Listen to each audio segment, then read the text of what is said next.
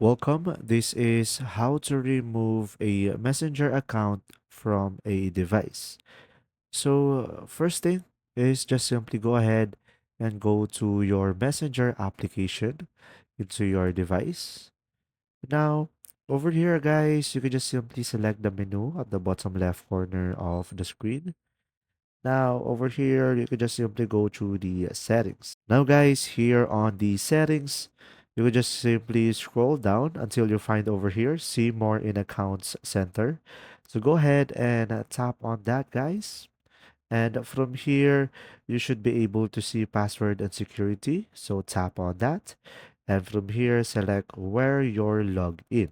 And from here, just simply select your Facebook account. And right after that, guys, you should be able to see all of the devices that are logged in into your account. So from here, you can just simply go ahead and tap on that account. Now, if you go down, you should be able to see select devices to log out. So tap on that. And from here, just simply select a device that you want to log out. And there you go. If you found this video helpful, guys, please like and subscribe. And if you have any questions, just simply go ahead and comment down below. And we will do our best to answer them all. And see you in the next video.